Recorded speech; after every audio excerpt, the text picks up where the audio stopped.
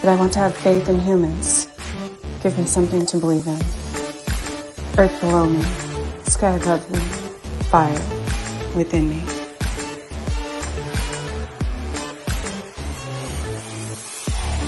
Brought to you by UPRN Network. I'm Trish Moe, and this is The Missing Piece.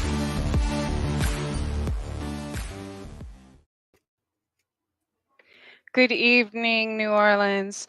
This is The Missing Piece. I'm your host, Trish Moe. It is Monday, May 23rd, and before I forget again, I want to thank Carnation for sponsoring my first hour. And tonight, I'm super excited to have Brad Kelly back. We initially spoke on Chasing Prophecy.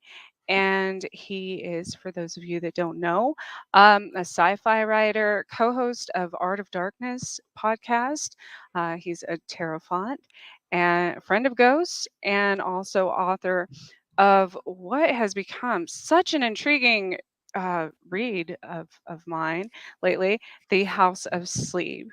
And so you can find him. I will have him repeat this later and also list it on my website as well. It's also listed on the tags in this post as well, bradkellyesque.com. Mm-hmm. And so welcome, Brad. It's good to see you again. It's good to see you. Thank you so much for having me back. This is exciting. I had so much fun on when we met on the other show, and I'm really looking forward to talking to you. Yeah, this is great. Yes, and I promised I would tell you how, all the synchronicities, how it came to be that all of this is happening right now, actually. Mm-hmm. So we'll get into that later. Okay, great. So Brad, for the listeners who are not familiar with you, kind of tell us your background. What's my deal? What is your deal? What's your story? Yeah, Who sent you? That's a good question. I'm trying to figure that out. So I mean, I guess my primary thing is I'm a novelist. So you mentioned House of Sleep. I have that book. I'm working on a book now. A lot of short stories out, and I went and got a Master's of Fine Arts in creative writing a few years back. Many years back now. You say that so Texas. nonchalantly. Yeah, I just went and got my master's degree. Like, no big deal. Yeah. Well, I mean, it's just a part of the puzzle, So, I did that and wrote a book during those times and got to meet a lot of other writers and really kind of develop myself as an artist. And in the meantime, I've kind of picked up some other outlets. Tarot in particular has grabbed me pretty deeply. I write about the tarot. In fact, I just gave somebody a tarot reading over Zoom just before logging on with you. So I'm kind of starting to do that with people that I meet online or whatever. And do you do collective readings? Collective readings, like with multiple people? Yeah, just like a broad to the collective. Yeah. I do. This was one-on-one. I was like, that's kind of what I want is one-on-one, but for anybody who wants them. So, I'll tell that to your audience if they want a tarot reading, they can find a way to contact me on my website or Twitter or whatever. That's awesome. Yeah, and then the other big thing that I do now is I've been doing it for a little over a year. A good friend of mine, the great playwright Kevin Kautzman, and we do a podcast called Art of Darkness. That's at Art of Dark Pod on Twitter or artofdarkpod.com. And we do in-depth biographical conversations about great artists that we love and appreciate, focusing a little bit on the dark side of the creative process, whether that be, well, any fill in the blank for what you think. We've covered people who've had, drug issues. We've covered people who've committed crimes, who've been possibly demonically possessed, and then also just people who maybe don't have an obvious dark side and maybe trying to find what that could be, because I think everybody has that shadow side. And that's been a lot of fun. So, we've had episodes on about a whole slew of people. Most recently, this English science fiction, or not science fiction, English strange story writer Robert Aikman. We did an episode on him. And we've got many more kind of coming up this summer. So that's me in a nutshell. Podcasting about artists and art and writers, and writing myself, and trying to figure out the tarot and trying to use it to help people to some extent. So that's pretty Okay. much me. Y'all, he downplays all of that so much. So yes, as an artist myself, I took art appreciation Mhm, in numerous forms over mhm. or different periods and stuff. And you have a such a variety of people that you of artists you've covered. It's Yeah. amazing. It's actually there's a lot of information there. Mhm. Um, Yeah, we try to do we try to give it our some of our episodes are 3 hours long. I mean, we try to tell the full story of this person, and not in it's I think Kevin and I are friends, and so it can be kind of chatty, and we try to have fun with it, but we try to make it so the listener walks away thinking, "Hey, I really actually kind of understand who this person is now and what they and did took and what something the from it. significance was." Yeah. So, yeah, it's a lot of fun. And then your tarot. Okay. Yeah. So he he failed to mention how he has everybody creates when they take their own interpretation of tarot cards Mhm, and they kind of give each one a story.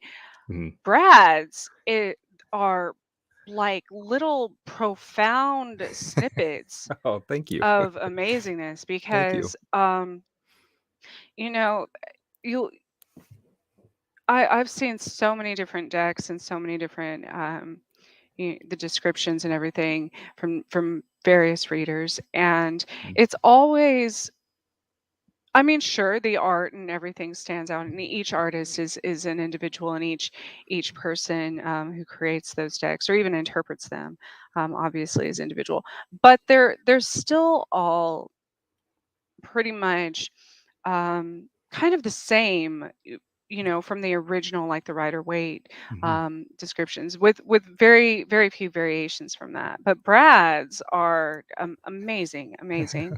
Thank you. Um, Yeah, that's it's been, I struggled with I writing for me is a I mean, I like to create I have a book out and I write short stories and I'm working on another book, and I like it for the creative output, but that's how I understand things too. So in the writing of House of Sleep, I came to understand a great deal about many things.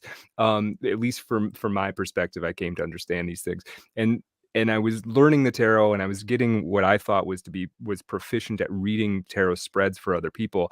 And so my natural question is, well, how do I get deeper? How do I understand this stuff more? I was reading quite a lot about what many other people have written about the tarot.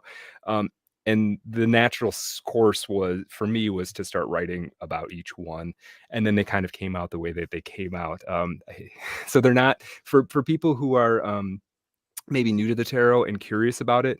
Um, I think that they're valuable. They're probably not the place to start, I wouldn't say, in terms of like, "Hey, I wanna know what this one card means. Let me go on Brad's site." It's probably useful, but there's I think there's maybe a 101 explanation for a card that might be a little bit easier from the start. But if you have some familiarity oh, with right. these, I think they will give you an extra twist on them, an extra way of looking at them without being contradictory to the great work that's been done by Rachel Pollack and everybody else who's written about the tarot so well.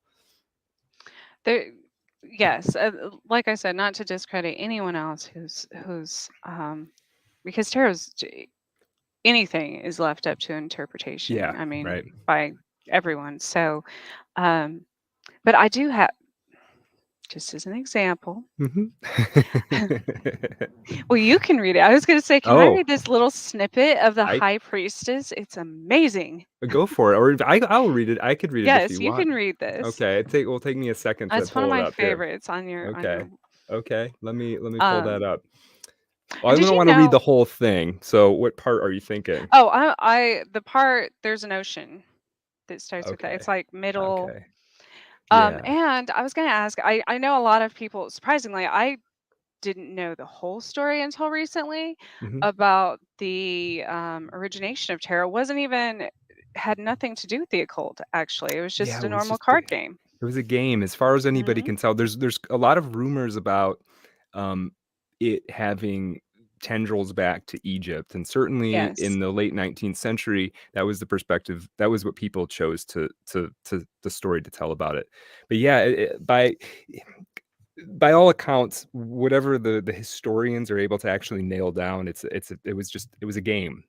I Mhm. think it probably the reason it resonated with people was it probably corresponded to some older things. So I don't think there's a direct line from Egypt, but I think But, you started shaping it around these things. yes, definitely. I've Yeah. heard on they put it started on little, tablets, like, Mhm. stone type Mhm. tablets and such, and different in Greece and in Egypt, Yeah. and then, There of were course, the cards that were just considered a game were Mhm. Italy, right? So it was, like, wealthy, Yeah.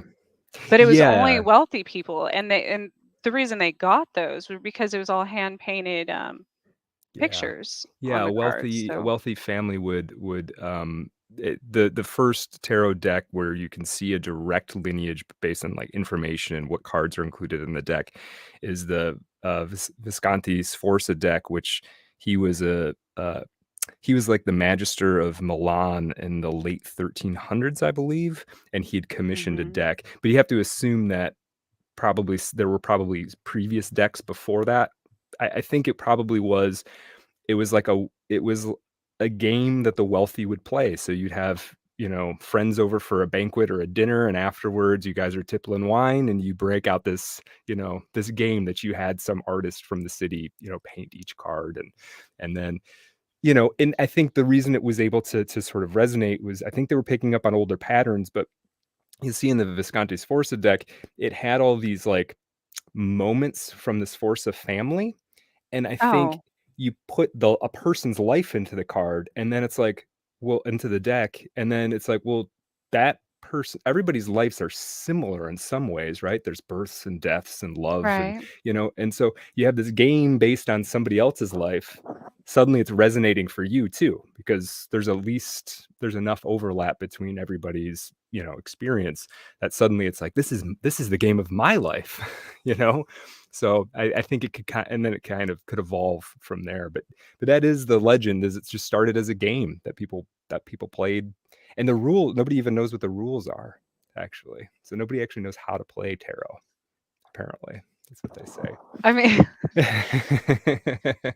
it's kind of like, well, I mean, back then, I think it's like chess in medieval times, that was everybody said it was just a game, but I Mhm, mean, kings and like lords and stuff used it to in like a military type, mhm, mhm. strategy. Right. So, And even sorry. just training your problem solving and your strategy, right? I mean, Mhm. it's excellent at all that stuff. So yeah, the overlap between games and something like divination, I don't think it's that big of a leap to go from one to the next. Well, and it's funny. I just recently saw at a haunted location where they had sold in an estate sale a pendulum that Milton Bradley had Whoa.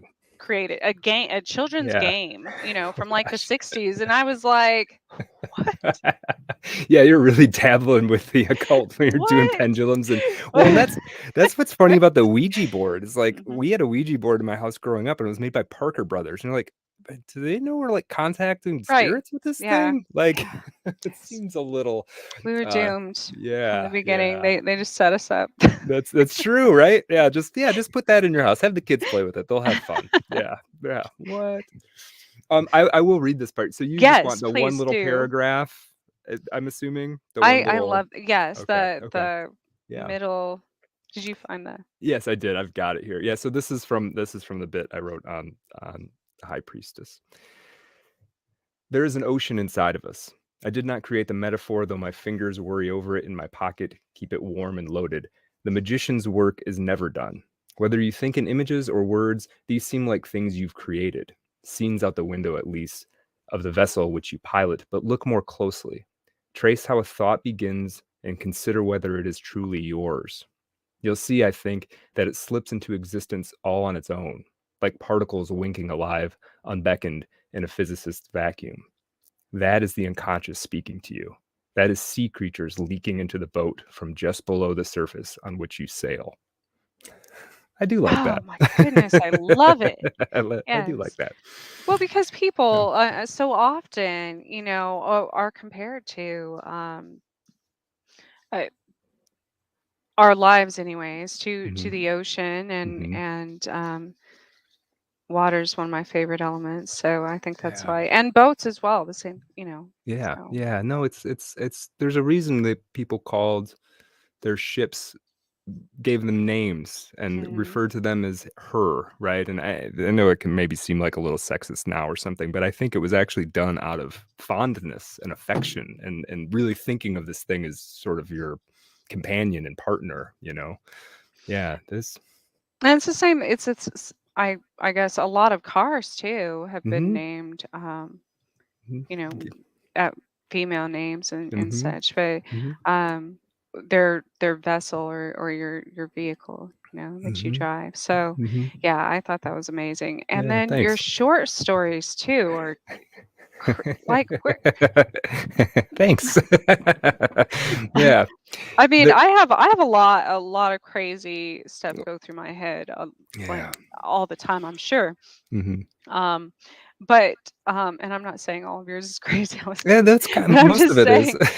saying, to be able to organize that into all of these, very philosophical stories is Yeah, amazing and very creative. So it's yeah. highly Well, impressive. I appreciate that. Yeah, there's some short stories on my website. I don't write. It's hard for me to shift gears when I'm working on a novel. It's hard for me to shift gears and work on anything else. So I don't really write short stories unless I'm like between drafts on a longer work. But um, yeah, those are fun. I have an idea for a short story right now that I'm gonna get out of me soon. So yeah, and I those think are the same thing. I'm like, yeah. oh, I've got this children's story, and then Mm, I'll like start. mhm. I'll start it, and then I'll forget about it, literally, like Ah, ah. for 5 years or Oh, something, yeah, and yeah. find it in a file or something, or like I have poetry like scribbled on pages. That's lovely, It's though. crazy. It's good to have For a real. relationship with that. Well, so, uh, writing for me, it's sort of my primary pursuit. So I do other things that I enjoy doing, but it's every day. It's every day. So, I kinda treat it, you know, as anybody out there who's listening who's a writer knows, it's not very lucrative these days, but, you have to kinda treat it like a job. So that's what I do. Yeah. And well, we on the network, Joe Montaldo, he does the Writers of the Future. So Yeah. it's really interesting. And I'll it's go on there. yeah, you should. And they have an interesting. You'll have to check it out. They have I a will. well, you already have published work, but as Yeah. far as the way they judge their competitions and such, Oh, cool. it's all very fair, and it's interesting how they found a lot of undiscovered um Oh, that's cool. That's very yeah, cool. writers and Yeah. artists and stuff too. They do Yeah. Yeah, well, other like comics and stuff. I definitely wanna take a look at that. That's awesome.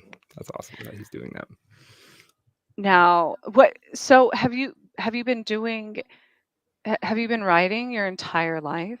I mean, was it just Yeah. something that Yeah, that's a good question. Kind of. I, I think some of my earliest memories are wanting to write stuff and writing stuff. So it was like elementary school, even first and second grade, I was making comic books, writing them and drawing them, and it just kind of evolved over time, and then Oh wow.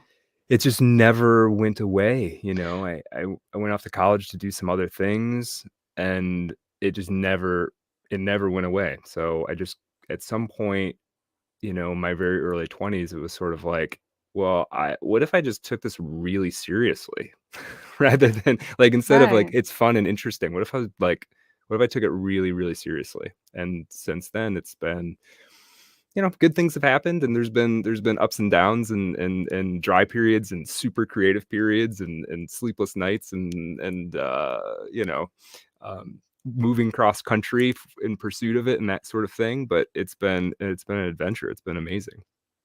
What is your opinion? I mean, and it's most times it's pretty obvious. I'm sure most people don't even realize that there's now, because when I wrote, it was just like pen and paper, Hmm. old school like journal style. Hmm. But most people don't realize, because I just learned this this year actually. There's like AI Oh programs no. Burn them, burn them. that will completely, you give it a this was an ad literally on like Yeah, YouTube or something, and you give it a word and it'll write an entire paragraph for you. And I'm yeah, like, yeah, what is this? Especially like, yeah. since I have kids, I'm like, that's cheating. It I is used to cheating. get, Yeah. like my from holding a pencil, you get the writer's cramp and stuff, Yeah. even just in school when your Hmm. teachers made you write Hmm. and Hmm. do book reports and things like that. And it, you have to do so many pages. And now there's artificial intelligence that I was just, just gonna do it. Yeah. you just I bing, I think of a word, and now you have a whole book. And I'm like, what? I don't like it. Like, that I mean, irritates me. I don't That I yeah, I'm an old I'm old school, I guess. I am reaching this point where it's like I'm seeing stuff progress past where I want it to, where I'm like, "Oh, no, we don't have to do that." I think, I mean, I I think the AI writing stuff is a mistake personally. And absolutely. there's a couple of reasons for it. I mean, one is, as a writer, there are writers have different relationships to style and the individual Hmm. sentence. I am what is referred to sometimes negatively as a sentence worshiper. So I am a you rewrite that sentence as many times as it takes until it's perfect. Oh, Um, yes. yeah, and I do so that too. not everybody does, and I don't feel like you absolutely have to. It's different approaches. So to me, the AI thing is it's a little offensive almost. It's Hmm. like, you're gonna just take this away from me somehow, that like this is no longer a Well, something to do. Yeah. and have you ever used the, and I tried it and I deleted it right away. Yeah. I Yeah. tried it's Grammarly? yes, yes, Yeah. that's the one. Mhm. And I was like, "Oh, that's kind of cool. Maybe it'll help with like the new, back when Mhm. APA style first came out." And Mhm. not that there was anything wrong with regular like spell check, I mean, which Right. still has its flaws. Yep. But I was like, "Okay." And it completely changed my sentence, and I'm like, "Well, no. No. No, No. no. No, no. That's Yeah. exactly what I meant, Right. not how you Right. you Well, know? this is the thing. This is where I don't like Grammarly. I wouldn't use Grammarly. I understand why people want it. I understand, people want their emails to be efficient or whatever, and I I could get see that. in like business, or maybe Mhm. even like some type of copywriting, or E something that and doesn't have and if English isn't your f emotion, or yeah, and if English yeah. isn't your first language and you're trying to Oh, communicate with people, absolutely. I sure, but this is the thing. Writing to me, I think writing is indistinguishable from thinking, and for me, I don't know.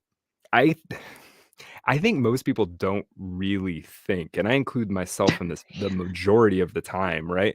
The one time I know when Sometimes I I'm wish yeah, I wouldn't. right, right, right.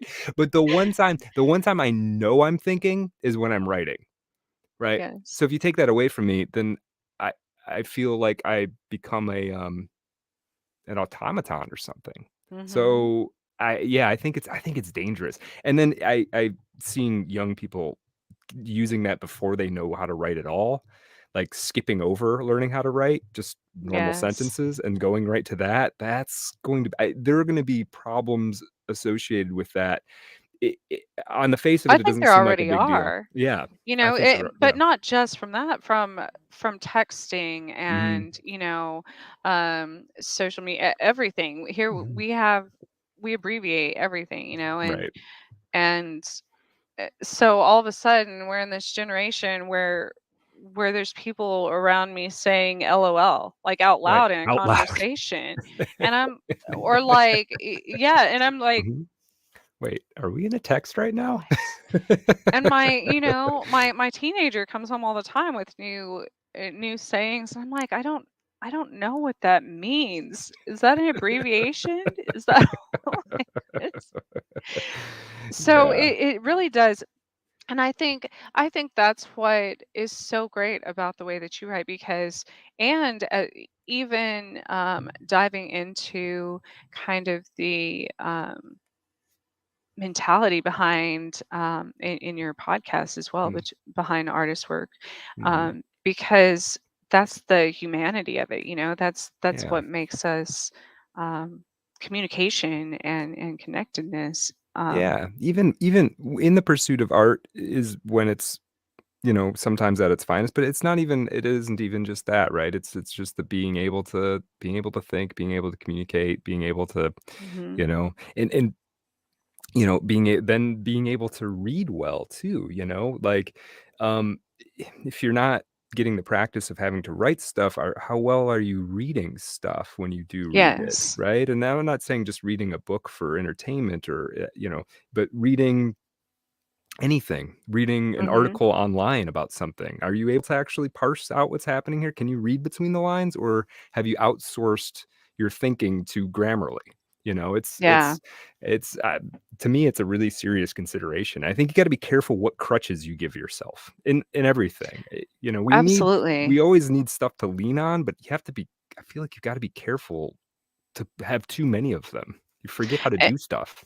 Well, and that's the crazy thing. I read a statistic, and this was like 10, 15 years ago that I read this, that most adults after college age, or even after around 27, 28 years old, Yeah. never pick up another book for the rest of their life. That outside of like your typical, instruction manual, or like Right. they're Right. reading like a news article or Right. email or something to do with work, for Yeah. enjoyment or intellectual learning, Yeah. to increase their knowledge. They never pick Yeah. up another book for the rest of, and I'm like,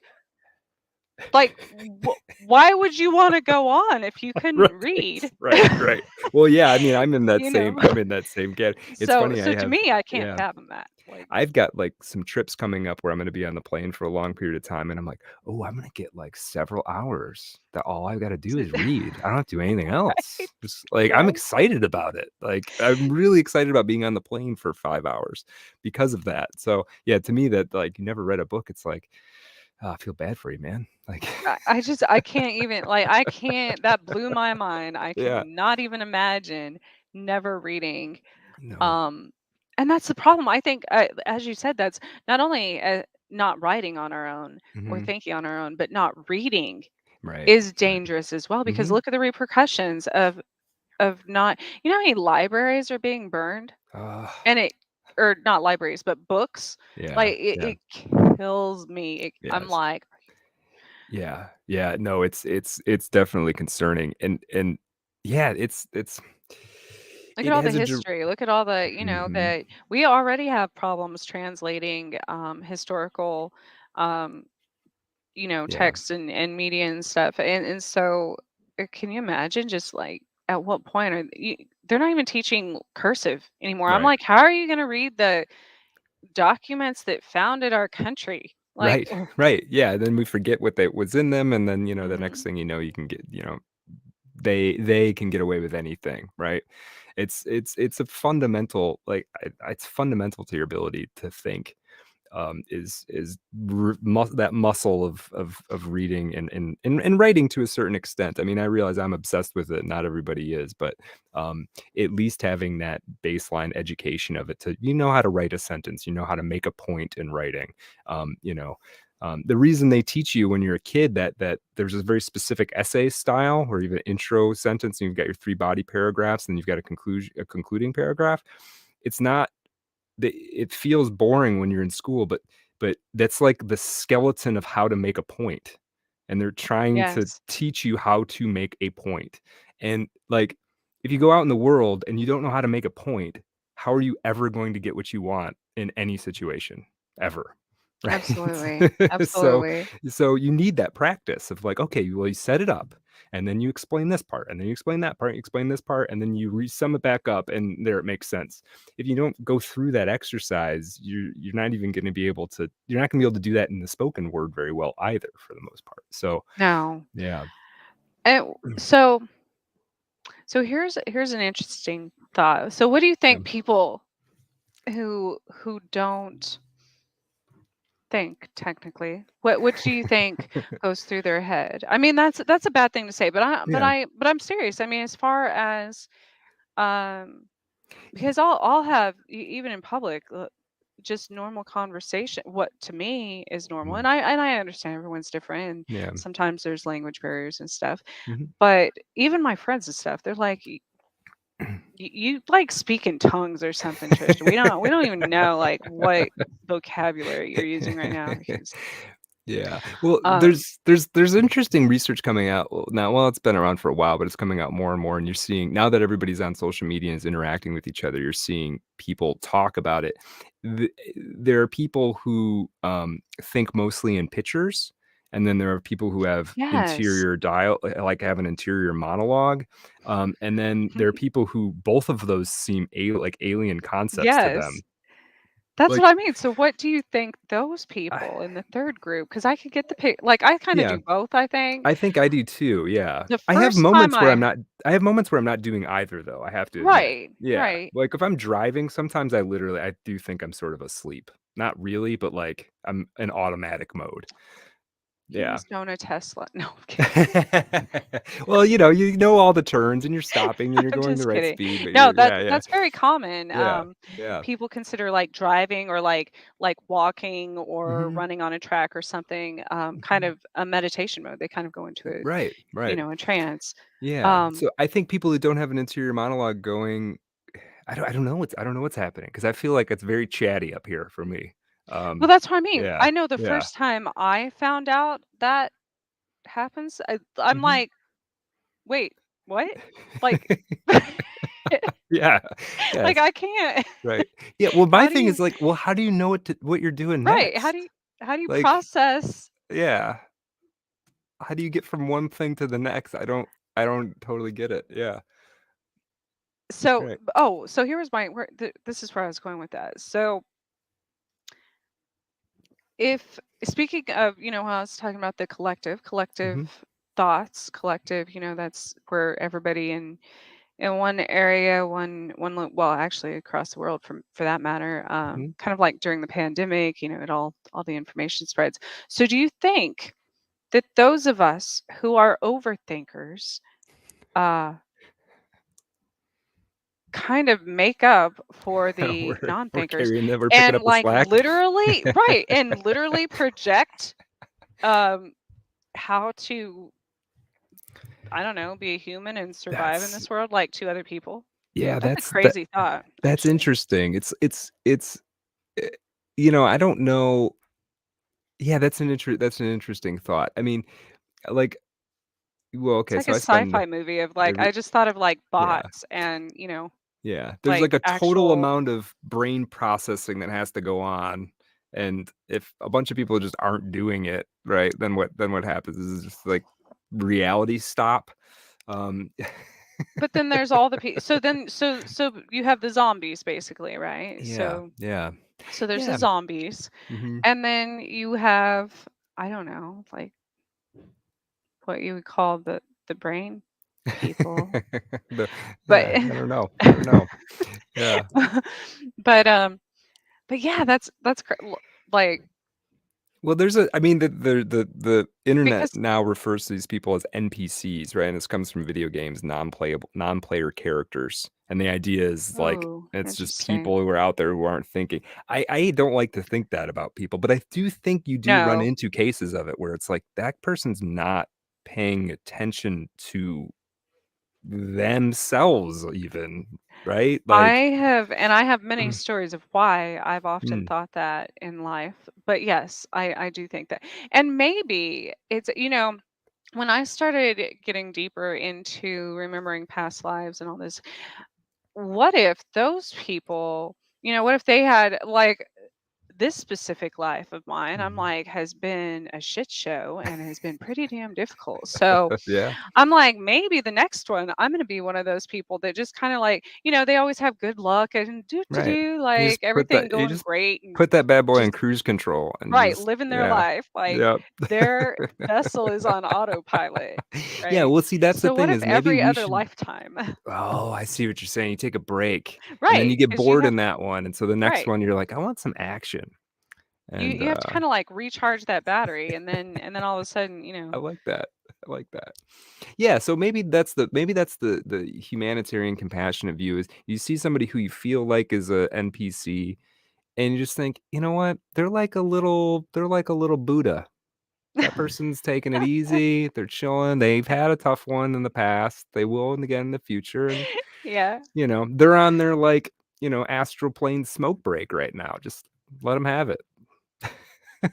And so and this like I mean nowadays, there's the whole simulation Mm, theory after mhm, like 2012 and all of that, mhm. or even Y2K, depending on your beliefs. But there are days, like it's like Groundhog Day, and so this seriously happened. There was a groundhog at my house for like 3 days. When I was working from home, and I'd see it out Mhm. my window, and I'm like, and then every day I'd come home, and the same series of events would happen.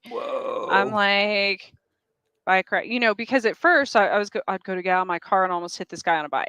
Yeah, Okay. But the yeah. second day, even a different time, I think it was like an hour later or something, I almost hit him again. I'm like, that's Yeah. two. Yeah. Third time, I'm like, bike, siren, Oh, what, and I'm like, wow. we really are in a game, Yeah. aren't we? Yeah, It's then what not do you good. make of that? Yeah, we had, my wife and I had a bunch of synchronicities the other day, and it was we like, by the 4th one, we both looked at each other, and were like, "You saw that, right? You did see that because that" we somebody mentioned that, and then 2 minutes later, it happened. Like, that was Yes. weird. Yeah. Yes. That Yeah. happens all the time in my life. Mhm. Mhm. Um, which actually brings me back to the House of Sleep. And Yeah. yes, that I'm like over halfway through it. I think there's Okay. like 4,000, is it like 4,000 pages or something? I don't Not 4,000 remember. pages. Don't tell me. It's 300 Is pages. that 300? I don't Yeah. know. 4,000 Because would be I a lot. saw that and then I'm way further than I thought Okay. through it. Okay. Um, that was when I first downloaded it and I'm like, Okay. man, I'm gonna have to do Oh, and some if it's an speed reading or ebook if something it's in an this ebook, I journey. think they sometimes do locations, and locations are like there's, like, a bunch of them, and I don't know how it works exactly. But Oh, for anybody who's wants to check it out, it's only 312 pages. It's not yes. Then yeah. then I'm Oh, almost okay. done with it. But Okay. Alright. but I was like it's um so it's interesting. I love the way you morphed kind of the past, present, and future, and not to mention the numerous um very unique characters Thank you you. have. Thank you. Where When did you start writing that? And how I did it s evolve? Yeah, I started it so it's been out, like, purchasable for about a year now, a year and a half, and then I spent, like, almost a year before that trying to figure out what I was gonna do with it exactly. So before that, it was probably I think it took me about 4 years to actually write. Um, and, yeah, I mean, it's tricky to know where these ideas kinda come from. The very seed of it is, there's a guy named Terrence McKenna who some of your listeners probably know if you're not aware of him. I think he died in the 90s. He was a sort of a psychedelic evangelist. He kind of took the mantle from Timothy Leary back in the day. An amazing speaker and a very interesting guy. And I was listening to a talk of his once, and he said, "You know what the most interesting drug would be? Would be if you could take something that made you remember your dreams." It's like, oh yeah, that would be pretty cool. I've always had an Huh. extremely vibrant dream life, right? just it's always been insane. I explain them to people, and they, they're Yeah, sort of like, "That's that that's sounds another hard to thing. have." Yeah. Most adults don't have, on average, like maybe one dream a year Oh, that wow, they're yeah. even aware of, which is Yeah. crazy to me as well. So, Oh, no, I have again. I don't have them every single night, but I have them in phases. So I'll have them every mhm. night for a week or something. I'll have insane dreams.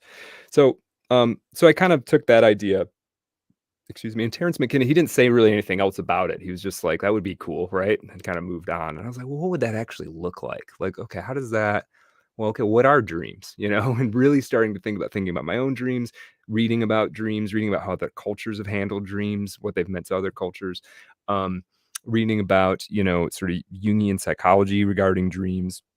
And then for the sort of format of how they took it, um, thinking about various cult leaders and how those things how those things have come about. I mean, part of the novel is it's this group of people um, at the House of Sleep who are taking this every night and remembering their dreams, and gradually their dream worlds are merging together. Um, and the man in charge of it is this charismatic figure, arguably a cult leader. He's bringing people to the house to participate in this. Um, so, that was all kind of inspired by looking at, charismatic figures, cult leaders, and then the actual dynamics, the sort of group dynamics of it is, I spent some time in ayahuasca circles, in the ayahuasca community, and that was a wonderful experience for me, but the arrangement of it, the sitting on the floor and how the Mhm. day progresses and all of those kinds of things, I was able to kind of port into the novel and then do something else with it.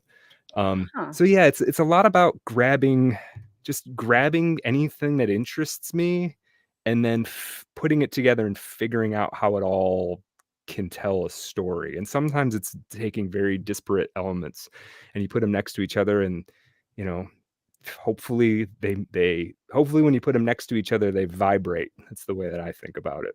And sometimes they don't. Sometimes that's two things that they just don't go together, and they've got to go into something else. But so this was a process of, okay, that character makes sense, and what would cause somebody to go to this place? What would be a reason that a person might give up their lives to go to this sort of place? Well, Huh. if everything is going well in your life, you probably don't give it all up to go hang out with, you know, a guy who might be leading a cult. So Oh, thinking about how to get these people there, right? Um, yeah, so some combination of my own reading and life experience and wow. thinking about That's these things. interesting. Yeah, yeah. So yeah, Do you so think that I was just having this discussion last week with my guest because Stephen King, who was one of my favorite authors when I was younger, mhm. used to frequent Topeka, where where I live, Oh, okay. and all of these things started coming true, like this year. I All the mean, Stephen King stuff. yeah, like, Yeah. and not just and I wasn't even the one that actually realized it or knew about it or anything. Hmm. They brought back um, Big Boy, the train that had been out of service since like Oh, 1940 wow. something, steam engine, and then Hmm. my daughter and I stumbled upon this pet cemetery, and Whoa. there's yeah, there's so many that are that he actually based out of Kansas because he visited a lot, Mm. and Okay. when Yeah. when his How? brother I think was in the asylum here, which is Oh, I've never also a heard whole this. I've other. never heard Oh this my story. goodness! Yeah. So some of the workers had mentioned that just randomly out of nowhere, and Hmm. I'm like, oh my gosh, and Yeah. Yeah. I just. So do you think, and there's even been, if you go back to like um the never ending story, which most people are familiar with, things like that. Hmm. Um, how realistic do you think it is that I even have a sign by my bedroom door that says write the story of your life every day. So how Hmm. realistic do you think it is that we actually um, do that. Yeah. And your book, maybe that's why it's so Mm. profound to me because I I um think it's I think it's totally I mean, I think it's absolutely true. I'll give you a couple of examples that aren't me. I have some of my own examples that are challenging to explain, but for other people. So, um, one is uh, my friend Kevin, who I run Art of Darkness with. He's a playwright. He writes plays. oh, nice. He wrote a play about being about two content moderators online, right? People that have to like watch all these terrible videos and like decide whether to get rid of them or not. And he wrote this play about this happening, right? And then like a year later, he sort of stumbled into this position of being a content moderator. And it was sort of he didn't go looking for it; it kind of found him, which is very strange, right? So he sort of wrote this into his reality. Very weird. There's a comic book writer named Grant Morrison. He's most famous for The Invisibles, but he wrote a bunch of Batman and other things. If people out there are familiar with like the Arkham Asylum part of Batman, the games and whatnot, that was sort of his creation, among many other things. He's extremely interesting and talented guy. Um, he um, gradually merged, according to him, with the main character of his Invisible series. Um, Wow. he at some point um, there's multiple instances of this, but the one that I remember is the character in his story was attacked with some kind of toxin that affected the liver, right? That happened in the story. Within a few months, he had the writer himself, Grant Morrison, had like near liver failure. So he'd like caused this to happen to him, according to him. That's his own story, Yes. right? And then the writer Philip K. Dick, who we're covering on Art of Darkness next month. He wrote Blade Runner. He wrote Flow My Tears, The Policeman Said. He wrote The Man in the High Castle, which was just an Amazon series not that long ago. He wrote a bunch of stuff, Minority Report. He wrote a bunch of stuff that got turned into movies after he died. He he his last like two or three books he wrote as sci-fi, and he claimed that they were real, that he had experienced these, he'd lived these lives on interdimensionally. Um, and the easy thing to say was like he had some kind of psychotic break or something, right? But he'd actually predicted a number of things happening that did Oh, come yeah. to pass, right? So yeah, Yeah. which yeah, I'm sure you're familiar with. He didn't see any of this coming. One day he like woke up and a pink laser beam from outer space was shooting information into his head, and it all turned out a lot of it turned out to be real. He Yeah. struggled with that for like the last decade of his life, just like what is happening to me and why do I know this stuff? Um, I- so yeah, I think it's hard. yeah, I'm sure I don't have that. I don't have those experiences. I sort of thankfully, but I'm also maybe a little bit envious. But but in terms of art, I mean, I think artists are I think we're participating in some kind of process that we don't really understand, and we're only kind of brushing against it. Um, Everybody who does stuff, everybody who writes and paints and makes music, at some point they will talk about it didn't even feel like it was me doing it. Oh, And absolutely. right, right. So you're in contact with, like I said, some kind of process that's very difficult to understand. And this might be the only way to access it is to achieve that kind of flow state where you're producing the thing. So, And I say that all the time about when people I don't really like the word psychic hmm because I don't believe in psychics. I think either we've already lived it mm, or something else outside of ourselves is giving us that information.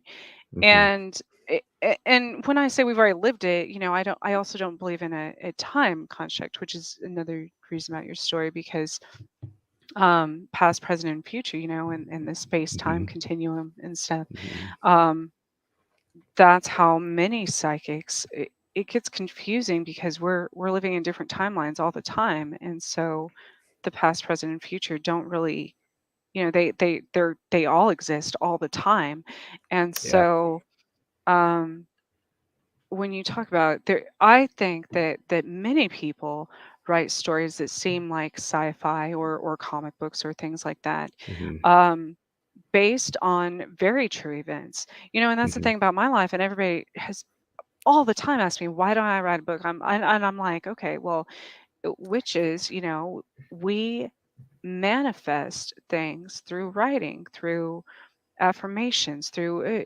and no, I don't like cast spells. I'm talking about for myself. Mhm. So if I were to write about the bad things like about my own life, something bad that's happened, I'm putting energy into that to happen again. And Mm, mhm. so you're, Right. then you're creating your own loop Yeah. basically of tragedies and some people like that, but Um, but I think it's more accepted nowadays, the weirdness. it seems So like it is, or I've just put it out there and people have been fine with it, I don't know, but yeah, you make a really good point about, like, to write this stuff, you're gonna if you're gonna write about the negative things that have happened to you, then you've gotta kind of at a bare minimum, you have to live those emotionally while you're writing them, yes, right? And I do think there's more going I do think you're inserting yourself back into a loop, and as a writer, like, that's it's like an occupational hazard yeah, to yeah, do that. It's like, yeah, yeah, it's like, yeah, okay, you know what? Like House of Sleep isn't it's not very autobiographical at all, but the handful of things, some of the worst moments in there are um like mirror images or something of stuff that's happened in my life, right? I've taken little aspects of. right. And yeah, so it's like, okay, I have to take the worst thing that ever happened to me and spend a good month figuring out how to make that interesting reading, you know? It's like it'd be much easier to just yeah, I just won't ever think about that again. Well, Easier in and that's the quotation thing, marks. and it's not always, it's I think it's a good thing, which Mhm. you know I purposely do write some things down to process that, because once you Mhm. that's ascension, that's healing, Mhm. that's process, that's dealing with your shadow side and Mhm. doing your shadow work.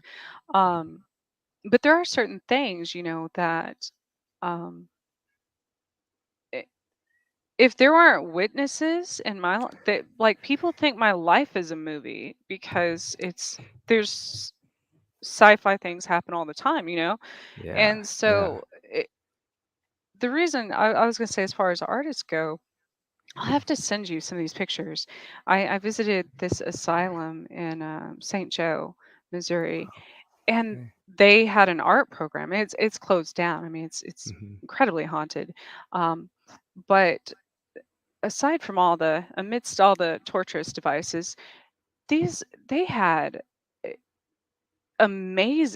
amazing art there that is just forgotten and has so many messages in it.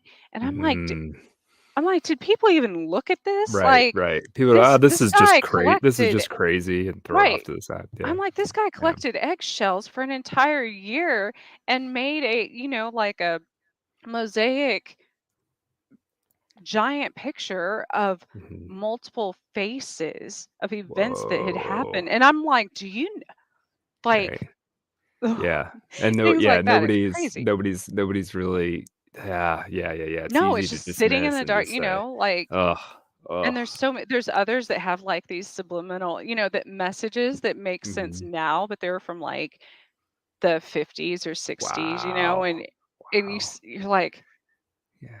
did they even realize Yeah. what, like, in between shock therapy or something, like what these people were creating Right, and or appreciate it? the administrators are probably like, "Well, this is just a good way to keep them busy for a while." It's just like, let them work on some It's art and, yeah, that way they don't get themselves into trouble or whatever, and yeah, yeah, no, this is I mean, this is the thing, I think the practice of any art is I think I think if you go way, way back in history, and I'm talking like before farming, right? Like deep into history, I think all of the things that we would now think of as like occult practices, and the arts, I think it was all indistinguishable from each other. I think you I went think down into a so. Yeah. cave and you painted something on a cave, and then you told a story and you danced and you tried to summon whatever was your magical practices, the magical practices of your people at the time, and I think it was all kind of one thing. There weren't seams in between any of these things, I don't think. And now we've got like, well, you're writing a book and you're making an album and you're Hmm. painting a picture, and it's all kind of broken apart. But I don't think it was always like that. I think, See, yeah, I don't break mine apart though. Like yeah, there's like themes, yeah, yeah, like a book or a movie or like there's an outline in my mm-hmm, day, and I'll mm-hmm, go out, skipping through nature, whatever people yeah, think witches do, and then all of a sudden I'll go like paint it and mm, incorporate the use natural like clay, or use my dried flowers in it, so use parts of that in my art, mhm. and then Oh, I'll go cool. write about it. And Very cool. so Yeah. So it's it kind of isn't, a yeah, it is, you are living that kind of shamanic old, it yeah, that's awesome. kind of That's a amazing.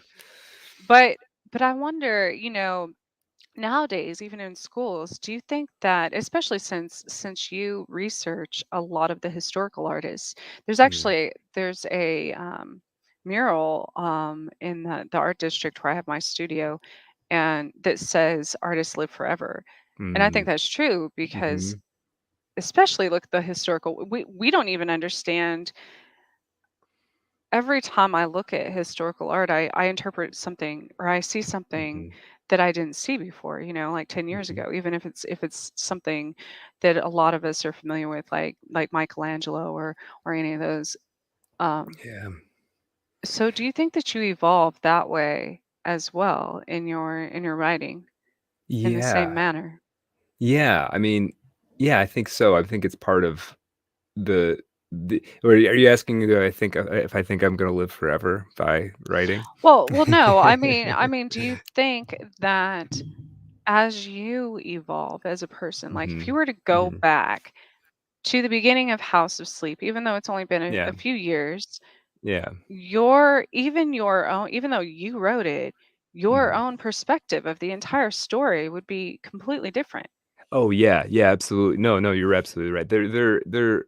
and probably appreciate it more. Yeah, yeah, I can't disentangle, like, I've told people before, like, somebody just the other day, I was kind of talking about this book, and, um, they were sort of saying, "Wow, that's a really long time, like, how do you have sort of the patience or whatever for that?" And I don't really have an explanation for that, but the one thing I know is, like, the reason it's captivating to me is because it's like, it is entangled with the it's changing my life to work on it in small ways, and that makes it sound like it's maybe some, like, kind of self-help kind of thing. It's really not, it's subtler than that, but yeah, you go into Well, it it with one is. thing, and you come out of it the other end, and you're like, for me, writing it, I go through a pretty intense journey figuring out, coming to understand these characters, starting to think of them as real people, putting them through an experience, refracting my own experiences through it.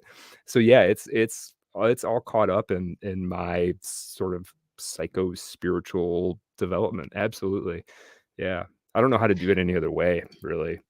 Well, and also I think we appreciate things as a whole. If for there's been even throughout history, there's been so many people that have been executed and stuff, and then all of a sudden, 100 years later, we're we're like, oh man, sorry, Yeah. that was our bad. Like he was a genius. Yep. Whoops, and I do the Yep. same with my own like poetry and stuff that when I Mhm. was like 17, 18, 20, whatever. Mhm. And I look back at it now and I'm like, oh my gosh, did I Yeah. even realize what depth? And I probably didn't. I Yeah. 100% didn't at the time. I was just like Mhm. scribbling something down, like the Mhm. channeling, like you spoke of, to write. Yeah. Yeah. And Oh, so I think, there's so many examples of that. So, like, yeah. one person that comes to mind immediately, there's this writer named John Kennedy Toole. He wrote Confederacy of Dunces. He wrote one other book that's called Oh, Neon Bible. hmm, Confederacy of I don't know. Dunces is, like, generally thought to be one of the greatest novels of the 20th century, right?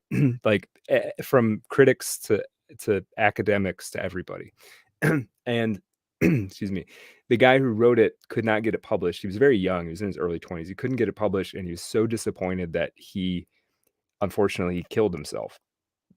eventually his mother talked somebody, I don't remember who it was, somebody at the University of Indiana into taking an actual look at it. And then it, like, through a series of steps, it got published, and then it won, I believe it won the Pulitzer, like, and then it rapidly became a universally acclaimed book, right? And this guy just never got to show it to the right person. Yeah. And yeah, so like that's And the that's that's oh, that's it breaks my heart when I hear that story, because tragic. this the poor guy just had to hold out for another 6 months, or whatever. And probably him dying was part of the mystique that kind of helped propel it. But it would have been, he would have made, quote unquote, made it, whatever that means. And there's, how many other stories might there But be like I that out mean, there?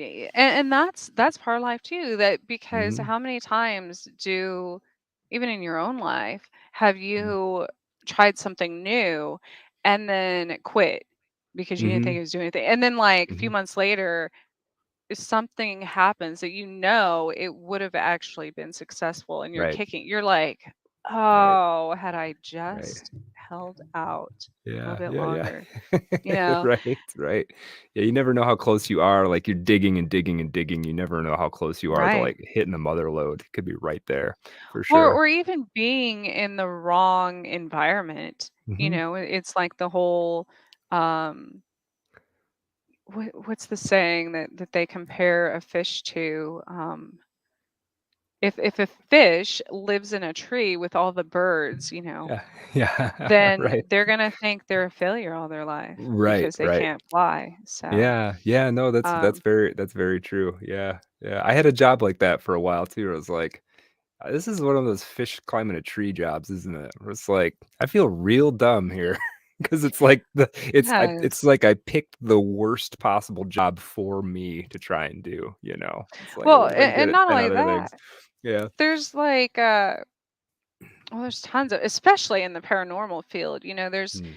all my life, um, I, people think this is crazy, but certain things I thought just happened to everyone because I don't know. I live in Oz here, and Well, or if you experience it, you don't know that the other people don't, right?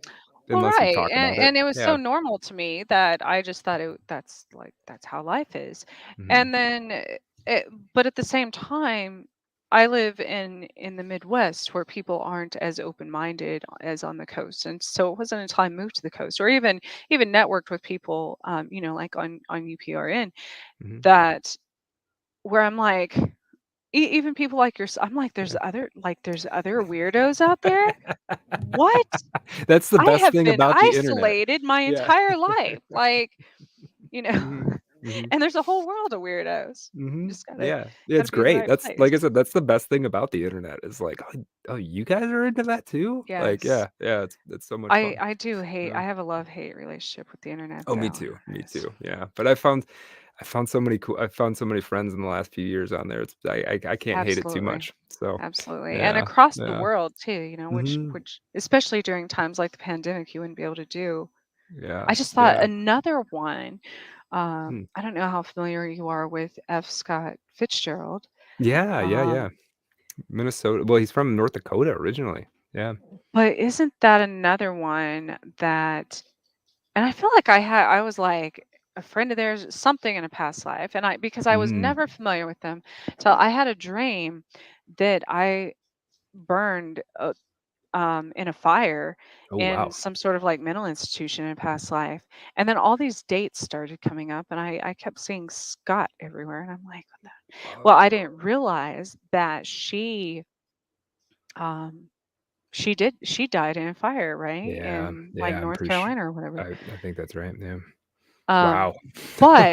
but that's another Mm, one who wasn't mm, appreciated because everybody just thought she was crazy. But didn't he use mhm. her journals? Like, Yeah, she had more, they were, I don't know the full F. Scott and Zelda story. I know that it was they had a little bit of, like, a folie à deux kind of relationship where they kinda both drove each other crazy, I think. yeah, Like, they had that sort of thing where they both pushed each other's buttons a little bit. So, yeah, I think she was critical to his creative process early on, but I think in the end, I think it was destructive. Well, because he self-destructed, so and he was with her, so but yeah, I think there was she was an incredibly creative person and charismatic and interesting person in Mhm. her own right, and I think certainly she put him in contact with other ideas and people and aesthetic notions that he wouldn't have, come across necessarily on his own, you And I know? think that was part of her resentment towards the end too. Well, plus his, he like moved off with other women or whatever. Yeah. But my point is, most people back then weren't even aware that that's where he got his idea, all of it, Mm, many of his ideas mhm. from until Yeah, much later. And yeah, that's, yeah. Yeah, that's well, so this is the thing about us writers is we will just steal ideas from anywhere we can steal from. oh, but here's another thought because just I just made a video about this a few months ago because in the art world, it happens a lot. People are like, you stole my idea, you stole my art, blah, Yeah. blah, blah. Okay. If you think of a collective consciousness, though, Mhm. can you really ever, you can't copyright a collective thought. No, You it's don't just own a out collective there. thought. It's just out Like, there. and if that's the case, aside from cavemen, because there wasn't anybody else, Mhm, the world wasn't as populated, they mhm, wouldn't have as much collective thoughts. And that's where you mhm, see the progression of art and everything else, I think, mhm. because if you look at your own, it's e- essentially a collection of everything you've ever experienced or seen or read or whatever. Absolutely. Yeah, absolutely. Yeah, I'm plagiarizing a million, it's you're plagiarizing a million sources and what you're taking is so small that you can't trace them. That's the trick. That's the trick of writing a novel is you just Well, steal enough little stuff that you can't tell where any of it right, came and from. everybody makes, well, I mean, for the most, except for the people who actually, yes, there are Yeah. people who actually do plagiarize, but Yeah, I'm well, talking yeah, about right. there was a time when I had just painted a picture. This was just like when all this blew my mind a few years ago, and all of a sudden, on when YouTube was really big, with artists and Mhm, such, mhm. another artist had posted a picture, and what was it? It was like a butterfly and I don't know, a skull or something. What is my cat? I'm sorry. You hear that? Like, I did hear a little what? something, something, yeah. Like, um, but uh, there were 3 or 4 people online that posted the exact same, not exactly the same, Mhm. exact same concept of a Yeah. picture Right, that right, right. just popped into my head one day, and that's when you're Yeah, like, ooh, like yeah. nobody's going to think of this. And then Right, somebody halfway across the world that you have absolutely no affiliation with, that you've never spoken to, and you're like, how did they get my idea? You right, know, right, and there's right. no way aside from the energy you put into it, that, but who is it the first, like who puts that spark of an idea out there? Which one of us did it first? Well, that's a good question. I mean, did Did we anybody all put do it? it? Was it just we all put it together? It's just Right. floating out there, free floating, and that's the one that happened to get snagged in everybody's net. Like, I don't know that anybody's really got a good answer Huh. for that. But it's so common. These kinds of things are so commonly identified by people that it's hard to deny that it's a thing. Do you know what I mean? Like it's so it feels like it has to be what's happening is there is some like imaginarium dimension or something that we're all kind of tapping into. And yeah, every once in a while you reach in at the same time and you both end up pulling out the same. whatever it is, right? Whether it's a painting of a butterfly, or it's the apparently the steam engine was invented like 3 separate times in the same decade or something like this. Like these things happen Yeah. throughout history where it's just like, yeah, it's suddenly it's time for that idea for some reason. And sometimes they're big and sometimes they're small. And you ever notice a thing where, and this is kind of a, I don't know if this is a small or big example. There are every once in a while there will be a year where there's two movies that are almost the same movie. You ever seen this happen? Like Yes. I Yes. remember in the 90s there was like two volcano movies in the same year. I was like, Yes. why are there two big budget volcano movies on at the same exact time? And it has something to do with this, collective Well, for sure. so also another thought I had one time about that on that note is people recall things from past lives, Mhm. especially artists, composers. Mhm. That's why you have like these 3-year-olds that can play the violin, Right. like crazy. Right. They And pick it up and know how to do it. Yeah. so when someone says well, a good example is a child, because say there's a child that paints a picture like Picasso or something that they could be like in a third world country and never seen it in Mhm. their life. Right. So you're like, where did they get that from? And Right. obviously it had to have come from, yes, it was familiar to them, but it had to have come from a different time. And that's what I was saying. I think Mhm. the time is fluid in that manner, Oh, yeah. because it all kind of, especially with psychics and remote viewers and stuff, Yeah. because we can target, so essentially you can tap into historically anyone you want, and that's what Oh. blows my mind, that people don't, you know psychics and stuff, and that's fine if you just Mhm. want to, especially when it deals with paranormal, like, talk to great aunt, you know Mary or something. Yeah. th- that's fine, but if you have access, like, why would you just ask that? I'm asking spirits like questions about the universe. I want to Right. know, like, how we began. I'm not like, hey, can you say hi? Can you knock on a Right. door? No, like, no, what? Yeah. No. I Well, let me ask you a question about this because I am I don't have that gift just naturally. Can I be I doing think you something do. to cultivate that? Oh, maybe I do and I don't know it. Yes, Is there something that definitely I can do. do? Yeah. Yeah, I think I think everybody has that. I don't think it's Mhm. something that you you necessarily do. I think it's Mhm. something that all of a sudden you notice. Mm. Um, so with myself and with most people that I've talked to in the same, as far as highly philosophical people, um, you start to realize that everything in your life has meaning. Everything Mhm. has, um, yes. Dave Petrella says, when, let me show that. Oh, yeah. Oh, it just show up. When the mind is quiet, it will come It will forward. come. Yes, absolutely. And so a Mm. lot of people do, in times of meditation, or like you with your writing. I'm sure Mhm. that's when it comes forward, because automatic writing, Yeah. automatic art, Oh, yeah. those Yeah. things are technically channeling a source, the source, really.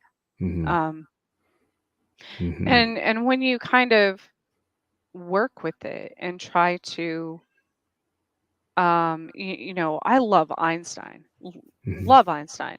I have this Mhm. little bobblehead, and so I started, because I see that every day on my desk. I Right. started having these like almost like Einstein's memory, not the smart part. I'm not like that, but I'm saying like like the Right. things would come into my life Einstein related. You know what I mean? So Interesting. it's like Yeah. it's the law of Interesting. attraction, but it's almost the same as writing. So Right. I do absolutely. That's when people start putting all these, positive, um making positive signs and stuff to go on your walls, or I think that's very helpful. Mhm. I with Lyme disease and ADHD and stuff, shoot, I put stuff on my wall that tells me to remember my keys, or like, Right, right. because you know how many times I've locked myself out of the house, Mm. obviously.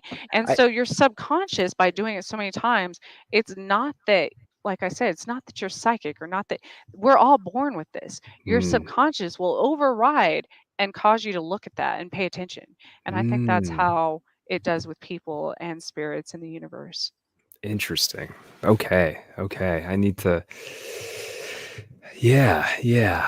I'm see. I'm open to all of this stuff, and I clearly, like I said, I mean, yeah, my biggest piece of writing advice for people is like try to get out of your own way, right? Try to like Yes. just find, uh, just try to get to a space where you're not stopping yourself.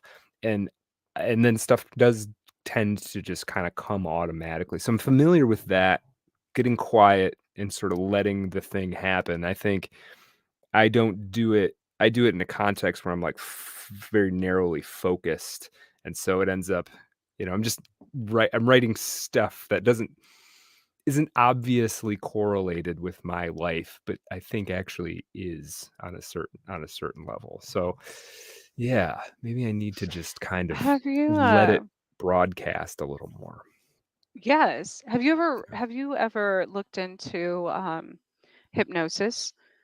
Like I haven't. self-hypnosis? I haven't, Um no. I it this the again, way things happen. I had written that I wanted to become a hypnotherapist. I didn't even remember Okay. writing this, and it wasn't even something on my radar of things I had ever even. And I went back and I saw it in a journal, and I was like, that's odd, because it was Yeah, around that time that I actually became a certified clinical hypnotherapist. And out of nowhere, just all of a sudden, I'm like, boom, I'm going to this. I'm this gonna, is the thing. Interesting, and yeah. then, but I did not remember that I had written that in a journal, like, pri- however long before. And I'm like, that's odd. Um, who did that? Like, but Yeah, but right, what right. it taught me was how these things work, how your your subconscious, or because it always does, or your higher conscious, there's so many different terms for it, but it Mhm, always does what's in your um best, for your highest self, as far as mhm, self-preservation, things like that. mhm, So mhm. Well, I definitely believe that. I definitely believe and know and sometimes come into contact that there are subconscious processes happening below the surface, that aren't coming up. We were talking about do you see images in your mind? Do you have an internal monologue? I'm aware there's another layer occurring, right? And that I sometimes get to dip in there. And that's kind of what writing is for me too, is it's a way of like kind of opening up a little porthole to reach down into that space ooh, and withdraw things. So interesting you say that, because right before the show, I again thinking about cards, and this mhm, it popped up about the bicycle brand cards, the mhm, playing cards. mhm. And it was how they created during World War II. Um, so nobody knows where they came from. Nobody knows how many decks there were, and but they had playing cards that in between the layers was a map. And if you got Oh, each side wet, it was a map to show the prisoners of war an escape route. whoa. Now, what you just said, Yeah. see, that's how Yeah, my mind. that's I'm always yeah. like No, that's awesome. That's fantastic. comparing. I wanna find I'm gonna Yes, find out more about this story. I That's just, and fantastic. I thought I I took love that. a picture of it or whatever, but it is actually on the bicycle um, On their playing website card or something? website. Yeah. Interesting. No, I definitely wanna check that out. Well, I love the whole card thing. I'm fascinated partially, we're talking about tarot, like, I'm fascinated by the fact that, I played euchre and poker and whatnot growing up as a kid, like, everybody plays cards, and then one day I started playing around with the tarot deck, and I'm like, "Wait a second. This has got f this is the same it's almost the same deck. Like, how did I not know that I was playing euchre with this like version of this like magical system? It's very strange that you can go to a casino and you're playing with a deck that's very similar to the tarot deck. And you open a tarot Yes. deck, it's different enough, but you could do a tarot reading with a deck of playing cards, Oh, absolutely. right? I Not no used to, problem. Yeah, no problem at actually. all. And so that's that kind of that gives me goosebumps just thinking about that there's something going on there. There's some resonance, and we decided to keep these, these playing card decks. We haven't changed them in centuries probably. Um, and they're the same. They come from the same source as But these other cards. they are colors and they are Mhm. symbols, which Mhm. is what makes up our entire universe, Mhm. essentially. Oh, yeah, right. So I was a dealer at a casino. Oh, really? Yeah. Something I never, no, never. So, That's but an again, interesting how things chapter. always come back in life, I looked Mhm. back at a picture from my senior prom, I think, because I was on the board to do all the decorations and stuff. Mm. And it was a dealer hand, like where you walk under the big archway, throwing Oh, cards. yeah, okay, yeah. Ironically, 20 years later, to the day, I got my dealer's license. I went to my dealer audition Mhm. after you go through the school and stuff. Yeah. The same day as my senior prom where I took that picture. What? So talk What? about like, and I had never wanted to. I didn't picture myself as a dealer. Yeah, I was like, I'm not an entertainer like that. I don't shoot. right, I never plan on being on like a radio show, right, but right. specific. I was like, what? Like, Yeah. It just happens, right? yes. Interesting. Yeah, But I interesting. Well, really, oof. I'm Those sorry. Go ahead. correspondences happen. I think those are supposed to be like hints of something.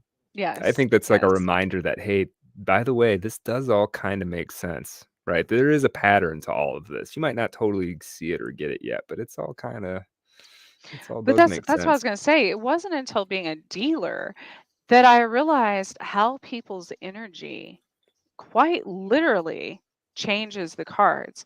I dealt Yeah. a six-hand blackjack on the first hand to my entire table one Wow. time. Like, because they were all very good people and had great Right. energy and great like, but the Right, right. odds of that happening, I'm Yeah, sure that's security was double checking, like, right. Right. What what just happened? Um, Well, and that's what's fascinating about the tarot is sort of like, so I come from it when I give people the reading, um, I I try to keep it, well, I want it to be a comfortable experience for anybody who might be doing it. So I tried to keep the sort of metaphysical discussion to a fairly low level, right? So it's not like I'm not going to tell you what your future is. I don't think I can do that anyway. But it's interesting that I will try and keep it at that level, and I'll flip a card and people will be like, is that a salamander on that card? Yeah. And they're like, oh my, they'll almost every single time there is something in there that is, it gives them goosebumps because of the correspondences it has with their life and what they're going through and what's happening with them. And I do think I've done enough readings now that I can't really fight it. They are making those specific cards come out. It's oh, the only way that absolutely. makes sense. Absolutely. Yeah, yeah, And I think I asked you this yeah. before when you were on chasing. Mhm, If it started to get to where your outer world interacts with you the way tarot does. mhm, So, for example, if I see a big semi truck that says night, like Knight, mhm, or I see a tower, mhm. I'm like, oh man, here we Something's gonna go. happen. Or even like I walked out to Yeah, my car one day, I took a picture of it. I was like, mm, it's Jack of Spades. Like there was a yeah, playing card laying by that's my bizarre. tire. Right, And right. so but that's what I'm telling you, as far Mhm, as you were saying, you don't think you have those abilities, but you mhm. absolutely do. I think you just I think most people, I know I didn't forever, don't pay attention. Right, to those right. things. So, Yeah, you're probably right. I think it is a lot of just paying attention, right? And I've certainly gotten better at that um over time. 'Cause it's hard to pay attention. You know what I mean? yes, It's hard to just like be present. yeah, be present and focus on things and not judge them for their immediate utility or not, you know. It is challenging. It's funny, I was reading so I got really interested in the Hermetic Order of the Golden Dawn, right? It's the guy who created the Rider-Waite-Smith deck in conjunction with Pamela Coleman Smith. He is this organization he was very involved with in the, you know, sort of turn of the century. So I was reading about there's a book about how to initiate yourself into the Hermetic Order of the Golden Dawn. I was like, "Oh, that's kind of interesting. Let me see, like, what do I got to do?" Huh. Right? And literally, like the first 6 weeks of training, quote unquote training, it's all about making you pay attention. It's Yes. every day, it's some new exercise, and it's entirely focused on making you pay attention. And it's the start, it's incredibly mundane. It's just, you know, go for a 5-minute walk and say identify everything you can see. So it's just like, you know, Hmm. there's 3 dandelions, there's a red mailbox, there's, you know, and you just name you sort of identify as many things as you can in your walk. And that's what you do for every day for a week. And it was surprising to me because I was expecting to crack this thing open and get, you know, burn something and say some words, some specific words and all that. And it was literally just sort of tapping me on the shoulder and say like, "Hey, you should probably pay attention to what you're doing." That's your Yes. that's how Yes. you that's the sort of the first step. So I think about that a lot. And I And did that's follow that for a while until I, excuse me, got distracted by Twitter. and that's the thing, that's why I'm so and my listeners even and stuff, they're probably like, Trish, okay, come on. You've been saying you're gonna finish your website for like 6 months now.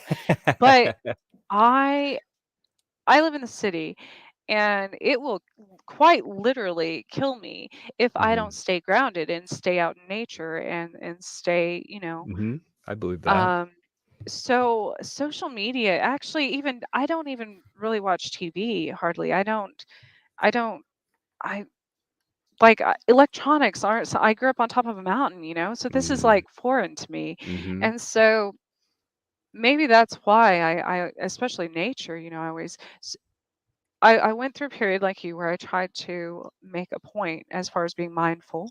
mhm, And so anytime certain elements of nature especially showed up in my life, I would research it and see the symbolism. And mhm, try that. So mhm, anytime, like, you can write down, you can especially manifest it that way, mhm, write down whatever symbol you want to mean to you, kind of like tarot, how it means mhm, other, so I mhm. was like, okay, a flower, I want this to mean yes or no or whatever to the Right, universe, and I want a right. bird to mean, or like a specific, but it has to be something specific. It has to be like a I was like, okay, if I'm gonna like if I should take this job today, I'm gonna go out and see a golden rose. Right, right. But here's the problem. People go out looking for that specifically. Like they want a real live rosebud, to show Mm, up. mhm.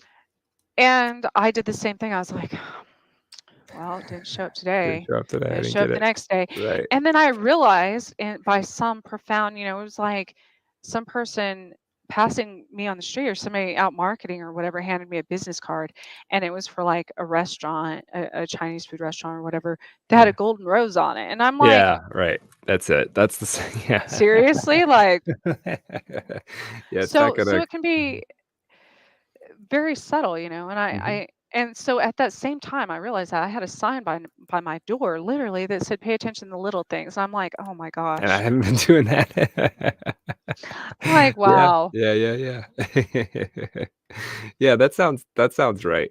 Yeah, no, I can appreciate that looking for looking for signs and they're not gonna come, In the they way have you to yeah, expect. they have to remain sort of mysterious or else Mhm.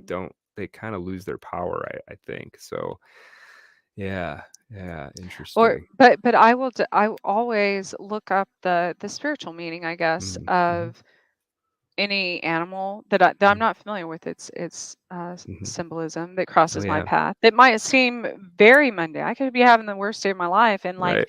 an ant. And if you Yeah. look up the spiritual symbolism of an ant, Mm. let me tell you, you're gonna go through. You might cry, Oh, okay, I of what it's imagine gonna there's. tell I've you. never Like, looked that up, but I imagine it's got to do with I strength mean, and yes, collective behavior, and yeah, I can sort of imagine where that starts to go for sure. Yeah, yeah, there, interesting. Yeah. but that's definitely being present.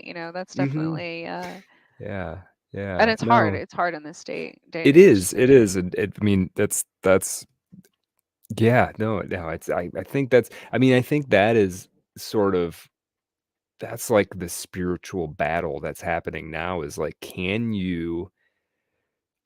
you pay attention? Can Yes. you stay on track? And that's not like get your spreadsheet done for your boss on time, but like can you No. remain yourself through the day? Like can you fend off all of these things that are trying to sort of co-opt you, whether that's the internet or other people or TV or various messages you're getting? Can you? Yeah, I think that's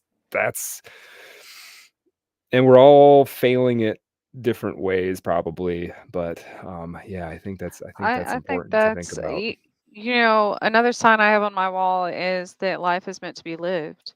You Mm, know, mhm, mhm, sometimes, especially overthinkers, we get so consumed and evolved. And mhm, if I go off on some rabbit hole of quantum physics or something, and all of a sudden mhm, I'm like, ooh, mhm. ooh, like, and Yeah. I wouldn't even sleep for that matter. Like, I wouldn't close a book, and I would get Right, no, I know what nothing you else mean. done.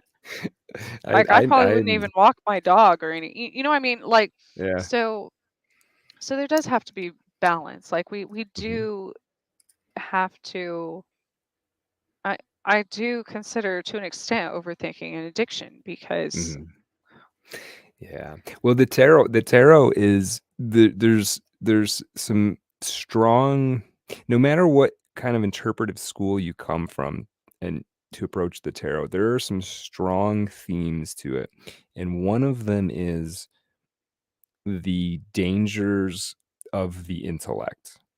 yes, So it's not telling you to be dumb, but but there's a reason supervillains in movies are super smart. That's the way that I think about it.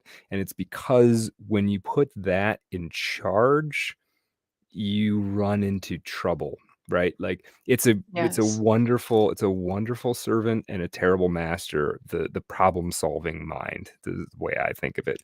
Um, and that's because the problem-solving mind, if it doesn't have a real problem, it will make up a problem. Oh, absolutely, Right? And absolutely. so then what you've got is you're just inventing problems to solve.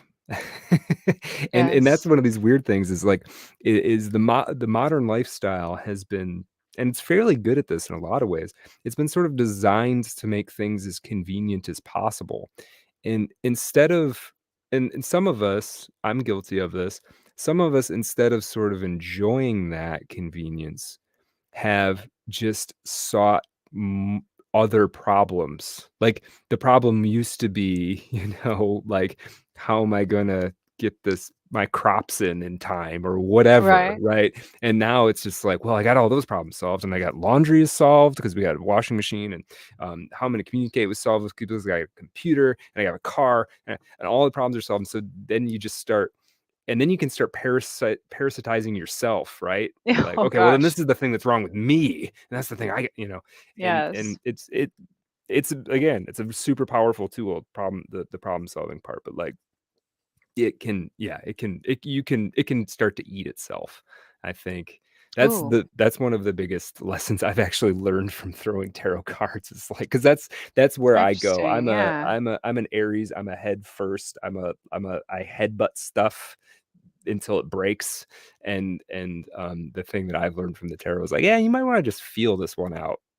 Yeah. Maybe you don't need to like actually crack this one open. You could just kind of, you could kind of just feel it out or think through your stomach or, it doesn't always have to be So through your head. perfect. example while you were Mhm. saying that. I've been Mhm. drinking my tea here. It's Mhm. a Yeah. yogi tea.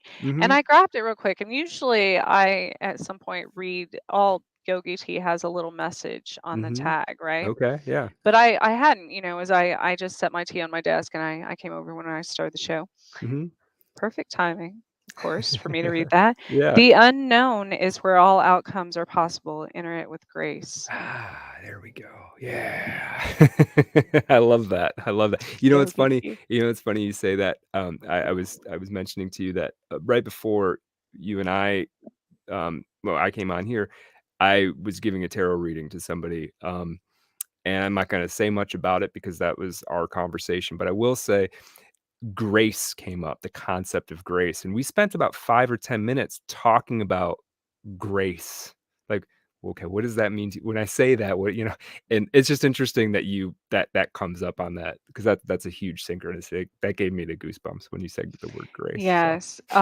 Grace it's gave me the goosebumps that you yeah, just told this story yeah. because grace is oh man, I have so many stories about that actually. There's a Mm. lot of there's a lot of I mean, this goes there's even an entire book about a witch named Grace. Oh, And really? so Okay.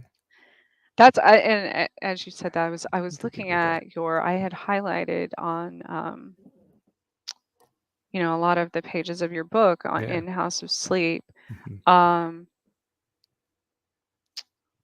like the diving man and that whole concept, and Mm, and you hear that a lot nowadays. That people say the metaphysical world or spiritualists or deep mm, thinkers or whatever they call them, deep divers. mhm, Um, but it's funny because, and I always joked about, and I was just saying, I never would have thought I would have been on the radio.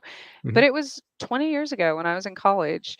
Um, and I used to tell this story as a joke. Like, um, the first, I can't believe no, I don't know if I'm going to say this. I was drinking, as a mhm, college student, mhm. which is completely, um, probably wasn't responsible back then Mm, because we were out at a lake. My friend, one of my friends and I, after kids go out. mhm, And we also tried tobacco, I mhm, should say, mhm, for the first time ever, mm. or something similar.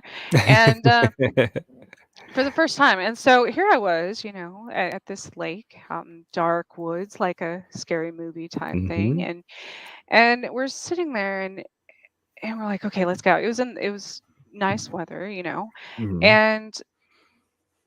and then we got scared. We're like, "Oh, no, no, no. There's not enough mm, light. There's not enough moonlight. There's trees surrounding us." We had mm. parked in this like little cove area with a dock next to us, and typical like Crystal Lake type, scenario here. So we're thinking, Right, of right. course, me, the watching scary movies half my life and talking to ghosts. I was like, "Oh no. Oh, I've Yeah. seen the ending to this. I am not, going to be like drunk and high out here on the Right, dock." right, And right. so we're sitting there and look, we get in the car, roll the windows up because that was smart.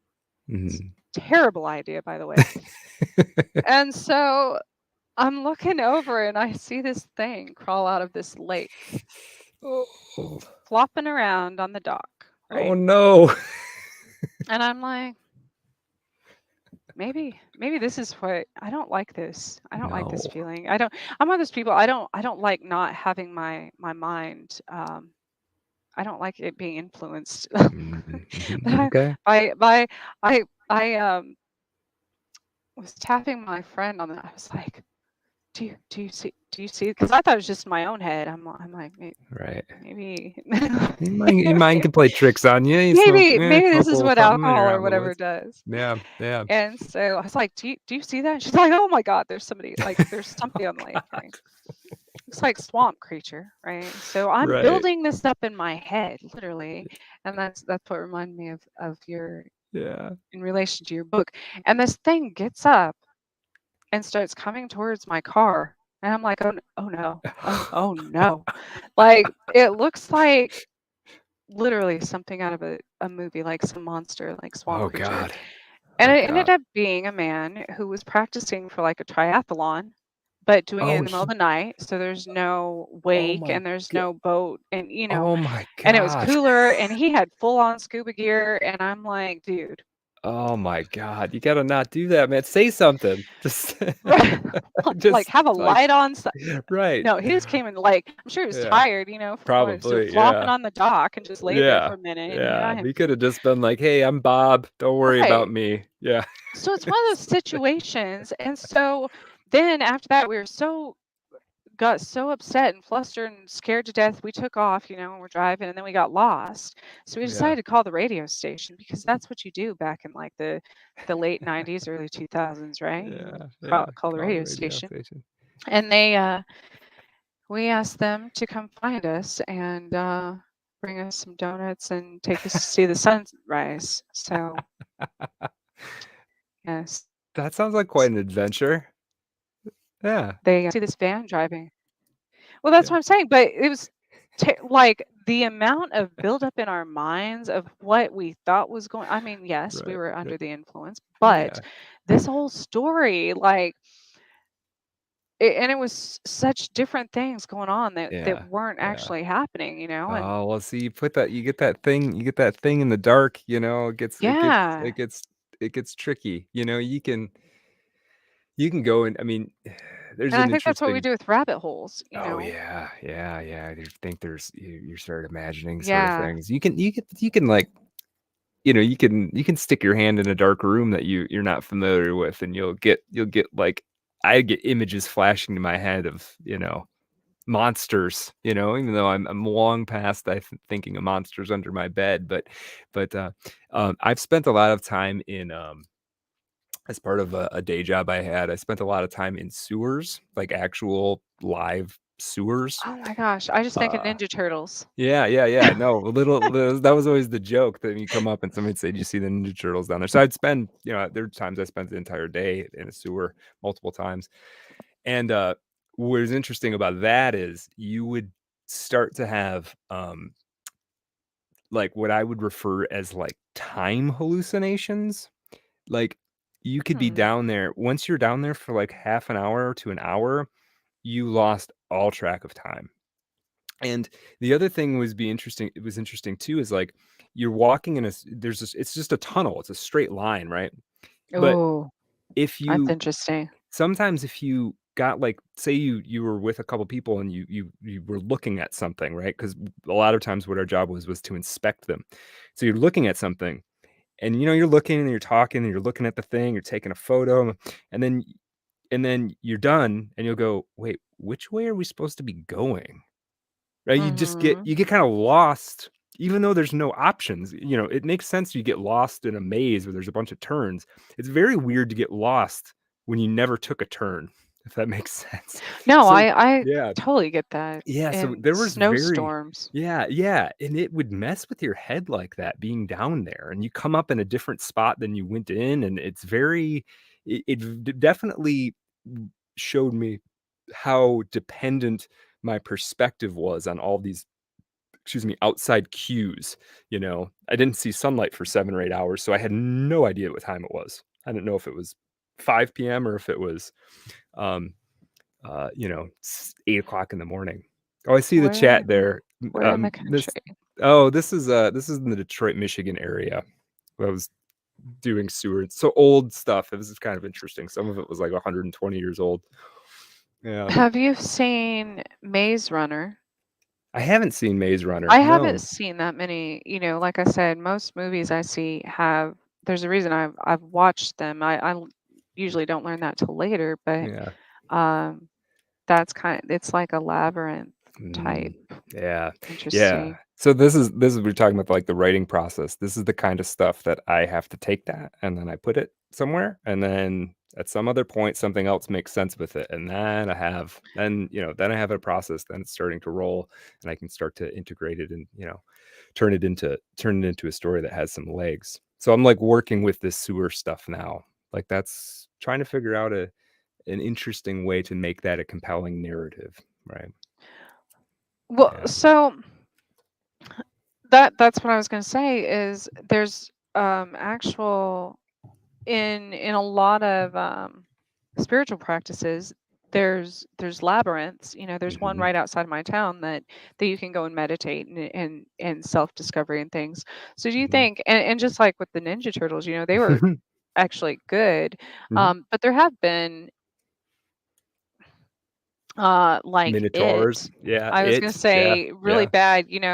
yeah. I eh, almost lost my mind when there was a red balloon by the storm The storm um, drain? drain by my house one day, and it was just from Oh, a kid down the street was having a birthday party or something. But right. the fact that it floated, I was like, Right, right. hell, today, No, see, today is not the day. I think there's the underground has meant very profound and interesting things to people over the cultural epochs. So it's like, okay, we bury people underground. There's practical reasons for that, but it goes deeper than that too. I mean, the cave art. I've been reading a lot about cave art. The lengths that ancient people went to access these Yes. areas to paint these. It the significance it must have held to them Hmm. is astronomical. You know, around the time when Christianity was coming into being, after the time of Christ, there was another religion that was quite popular called Mithraism. And part of Mithraism, and there's temples all over Europe to Mithras, Huh. was Okay. they were underground. They're all underground. They're these they're like basement temples that you would go down into, right? And this is just we've always had this relationship to the underground stuff. We hide things there. We hide from things there. I spent some time in Turkey where they have these large underground, they call them cities, which makes it sound like they're still active, but they're not, where people went and built living capacity for thousands of people underground with very small access points. And that was to hide from, They invaders have or those in whatever. Kansas. There's Do they? actually a metropolis in Kansas City. Right. There's businesses underground. They're not in That's operation now, right. Right. um, Right. So but we've always had this relationship. It's another world down there, but it's kind of like ours. And it's a place where our imagination kind of populates that space down there. It's very interesting. That's the sort of symbol I'm thinking about the most these days. it's funny that this entire theme today, even at my work, there it was like on History Channel was on, and it mentioned in different countries things being buried underground, but there was an entire I was trying to think of on the same theme of House of Sleep, how you can think of that in other manners, just this the Mhm, name of your title. mhm. Um, because I had remembered about an entire Missouri town That's that fascinating. I'm went gonna to look that up. sleep. Whoa, Um, really? yeah. And they Ah, didn't know like and that one ended up being a government project, but then there was another one in might have been around Turkey or somewhere. I know it was in that vicinity. And this hmm. entire they like scientists, research, nobody could figure out why this like 2,000 people couldn't stay awake, and everybody became Whoa. terrified of going to sleep because they'd go into like a coma. I mean, Right, that right, like right. literal like 2-3 weeks and come out of this sleep and not know what happened, or like Wow.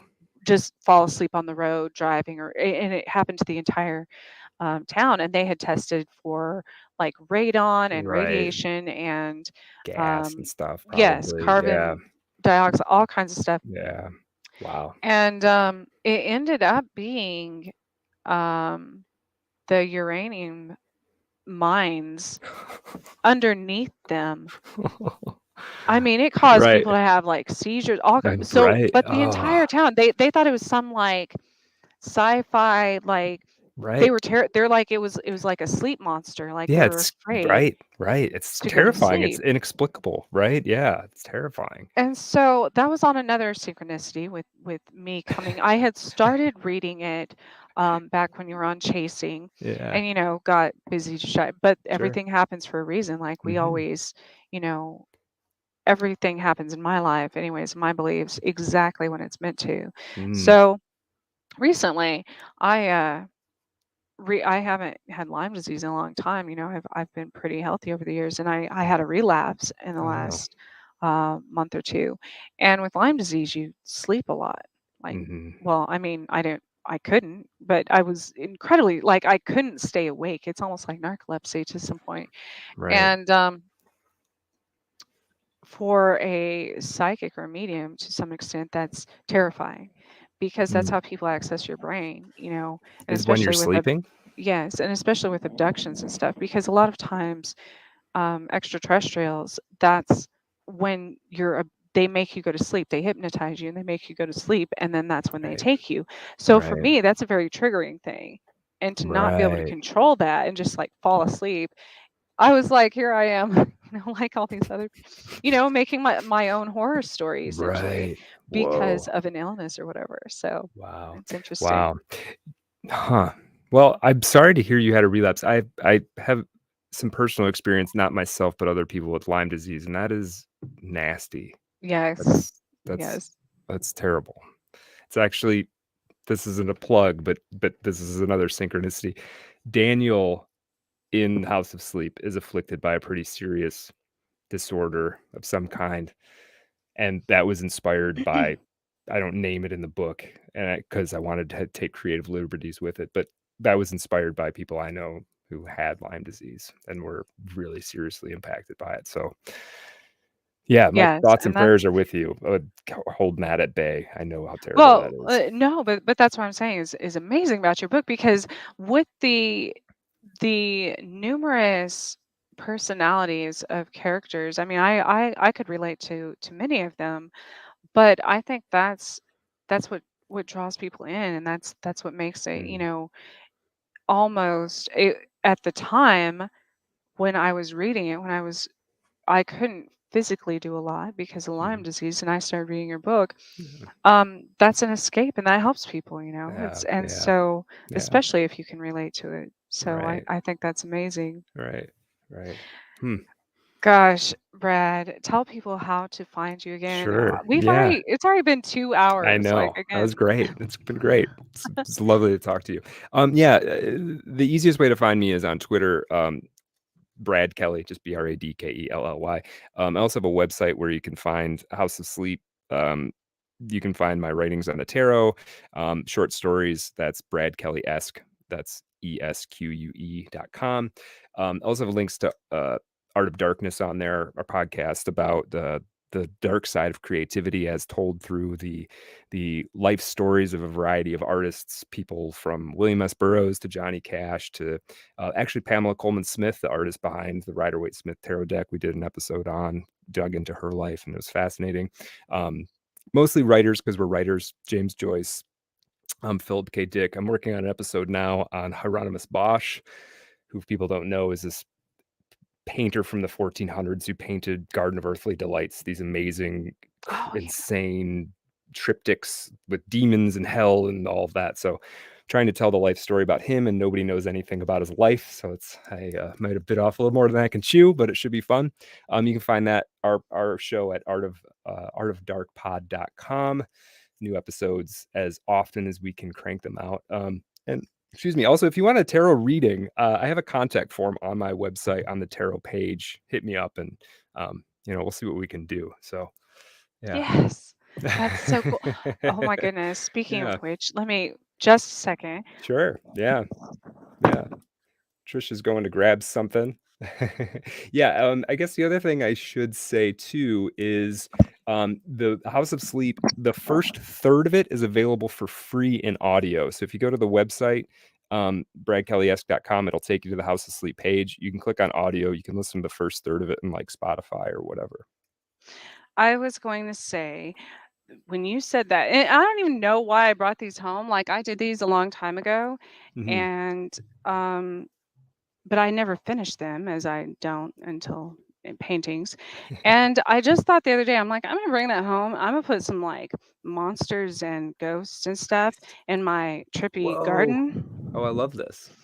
It's like Yeah. around but you were just talking about the Yeah. Yeah. garden. That does Yes. look excuse me, that does look Boschian. That's very Just cool. a Yeah. synchronous, and I Yeah. left it sitting right here by my Anyways, another synchronicity.